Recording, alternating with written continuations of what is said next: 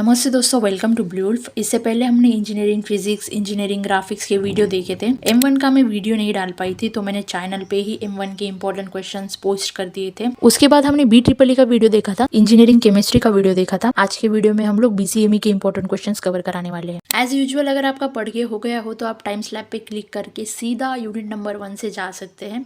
लेकिन अगर आपका पढ़ के नहीं हुआ है तो आप ये छोटी सी स्ट्रैटेजी वीडियो देख सकते हो, जिससे आपके चांसेस ज़्यादा बढ़ जाएंगे एग्जाम में अच्छे मार्क्स लाने के। So let's start. Now I am going to tell you a small strategy. इसमें मैं सबसे पहले आपको मार्किंग स्कीम समझा दे रही हूँ एंड देन मैं आपको एक छोटी सी स्ट्रैटेजी बताऊंगी जिसके जरिए आपका विनिंग रेट जो है वो बढ़ जाएगा। अब कैसे बढ़ेगा वो देखते चलो। सबसे पहले जो है क्वेश्चन नंबर 1 आएगा आपका, जिसमें सभी यूनिट से मिक्स होके MCQs आएंगे। 12 MCQs आपके होंगे। ईच MCQ आपका 1 मार्क्स के लिए होगा। टोटल आपके 12 मार्क्स यहाँ पे बन रहे हैं क्वेश्चन नंबर 1 से। क्वेश्चन नंबर 2 में आपके यूनिट नंबर 1 से 2 क्वेश्चंस आएंगे। दोनों आपके 12 मार्क्स के होंगे, each for 6 marks. Question number 3 में आपको यूनिट 2 के 2 क्वेश्चंस आएंगे जो कि दोनों आपको कंपलसरी सॉल्व करने हैं। ईच फॉर 6 मार्क्स है, यहाँ पे आपके 12 मार्क्स हो गए। क्वेश्चन नंबर 4 में आपके यूनिट 3 के 3 क्वेश्चंस आएंगे जिसमें आपको 2 सॉल्व करने हैं। ईच फॉर 6 मार्क्स, यहाँ पे अभी आपके 12 मार्क्स हो गए। क्वेश्चन नंबर 5 में आपके यूनिट 4 के 3 क्वेश्चंस आएंगे।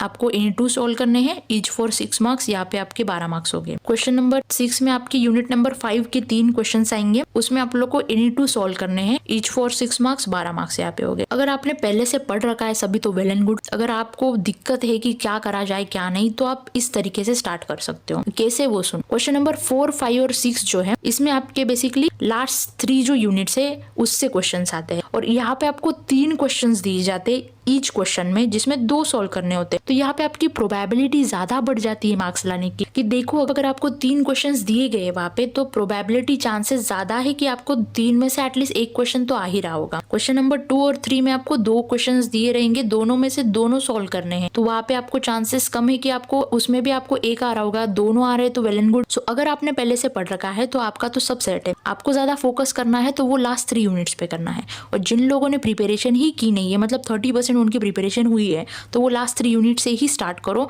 ताकि आपके चांसेस ज्यादा बढ़ जाए। Unit number 1 is introduction to civil engineering. Basically मुझे पिछले वीडियो में एक कमेंट आया था कि क्या ये आप जो क्वेश्चंस बताते हो वो डेफिनेटली 100% आएंगे या नहीं। सो बेसिकली मैं बता दूं कि मैं यहाँ पे पेपर नहीं सेट करती, तो I don't know. There is 90% chance कि मैं जो बता रही हूँ वो आएंगे, क्योंकि मैं क्वेश्चंस को एनालिसिस करती हूँ with the help of PYQs and syllabus के अकॉर्डिंग वेटेज अनुसार मैं आपको प्रायोरिटी बताती हूँ कि सबसे पहले करना क्या है। Almost every topic from your syllabus मैं यहाँ पे डालती हूँ। मैं बस आपको बताती हूँ कि प्रायोरिटी किसको देनी है और क्वेश्चन ज्यादा रिपीट किस टॉपिक से होते हैं। यूनिट नंबर 1 में आपके 2 ही ऐसे टॉपिक्स है जिनसे क्वेश्चन रिपीट होता है। सो पहला हम देखते हैं properties and uses with applications and type. Basically ये जो मटेरियल्स है आपके brick, stone, motor, cement, sand, इसके आपको प्रॉपर्टीज डेफिनेटली पूछे जाएंगे एंड उसी के साथ साथ आपको यूजेस या तो एप्लीकेशंस या तो टाइप्स पूछे जाएंगे। बेसिकली इसमें करना क्या है, आपको प्रॉपर्टीज आप कर लो सबसे पहले, क्योंकि दैट्स द थिंग जिसको रिमेम्बर करना थोड़ा सा टफ होता है। बेसिकली यूजेस एंड एप्लीकेशन जो होते हैं वो आप इजीली लिख सकते हो। जैसे कि आपको पता है कि ग्लास कहाँ पे यूज होता है, उसके एप्लीकेशंस क्या है।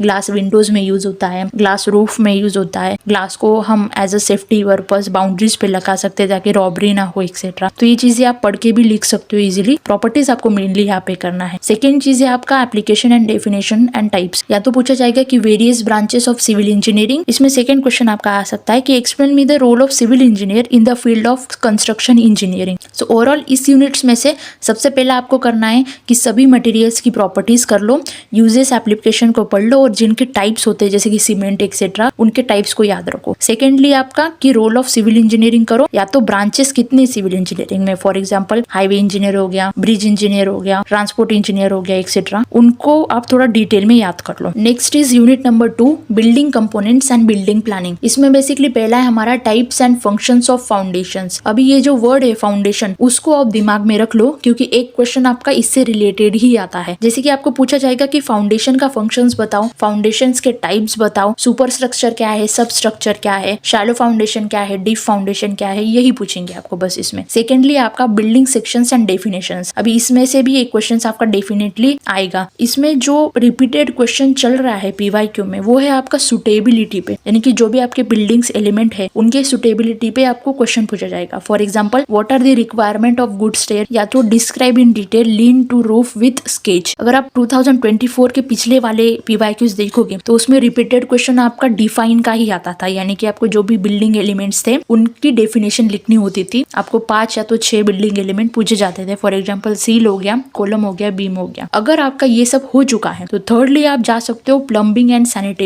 पे। इससे मोस्टली आपको क्वेश्चन तो नहीं आते, लेकिन आप ये कर सकते हो। सो ओवरऑल इस यूनिट में से सबसे पहले आपको करना है फाउंडेशन रिलेटेड चीजें जो भी है, सेकंड है आपको बिल्डिंग एलिमेंट्स का करना है, एंड थर्ड है आपका प्लम्बिंग एंड सैनिटेशन का करना है। Unit number 3 is surveying. इसमें पहला टॉपिक है हमारा प्लेन टेबल सर्वेइंग। इससे एक क्वेश्चन जो है वो ज्यादा रिपीट होता है, वो है हमारा describe advantage and disadvantage of plane table surveying. या तो इसमें आपको प्लेन टेबल सर्वेइंग को एक्सप्लेन करने को बोलेंगे। सेकंड है आपका लेवलिंग एंड बेंचमार्क। इसमें आपको डिफाइन द टर्म्स करने को बोल देंगे, यानी कि बेसिकली टर्म्स की डेफिनेशन लिखनी होती है, जैसे कि बेंचमार्क क्या हो गया, काउंटर लाइन क्या होती है, रिड्यूस लेवल क्या होता है, एक्सेट्रा। थर्डली आपका प्रिंसिपल ऑफ सर्वे और इंस्ट्रूमेंट। इसमें सबसे ज्यादा जो रिपीट होने वाला क्वेश्चन है आपका वो है आपका मेट्रिक चेन का। आपको बोल देंगे कि चेन सर्वेइंग को एक्सप्लेन करो, उसके टाइप्स लिखो, एंड जो मेट्रिक चेन है उसको डिस्क्राइब करो with the neat label sketch. So metric chain का क्वेश्चन मोस्ट रिपीटेड है, एंड प्लेन टेबल सर्वेइंग का भी जो एडवांटेज डिसएडवांटेज है वो मोस्ट रिपीटेड है इस यूनिट में से। सो एज यूनिट नंबर 3 से 3 क्वेश्चन आते हैं जिसमें आपको 2 ही करने होते हैं। सो आई विल प्रेफर दैट कि आप लोग सबसे पहले प्लेन टेबल सर्वेइंग कर लो, इसमें से एक क्वेश्चन कंफर्म आएगा। सेकेंडली आप प्रिंसिपल ऑफ सर्वे कर लो, जिसमें मेट्रिक चेन का कंफर्म करना। थर्डली आप लेवलिंग कर लो, जिसमें आप जो भी डेफिनेशन है उसको थोड़ा सा याद कर लो आप। So this is unit number 1 of mechanical and unit number 4 of BCME। Basically बच्चों के पेपर हो जाते हैं, यूजुअली बच्चों के पेपर हो जाते हैं, फिर भी उनको ये चीज समझ नहीं आती। So I will be remove your confusion. Unit number 1, 2, 3 ये आपके सिविल में आते हैं, यूनिट नंबर 4 और 5 आपका मैकेनिकल में आता है, और पांचों को मिला के आपका BCME बनता है, जो कि basic civil and mechanical. Remember that mechanical आपका अलग है, BCME में आता है, और मैकेनिक्स आपका अलग सब्जेक्ट हो जाता है, जो कि अनदर ग्रुप वालों के लिए है। इस यूनिट में आपका इंजिन्स एंड पावर प्लांट्स के बारे में बात की गई है। इसमें पहला टॉपिक है आपका IC इंजिन्स। इसमें से एक क्वेश्चन आपका कंफर्म आता है। इसमें बेसिकली पूछा क्या जाता है, classification, application, basic terminology, working principle, construction and diagram of 2 stroke and 4 stroke engines.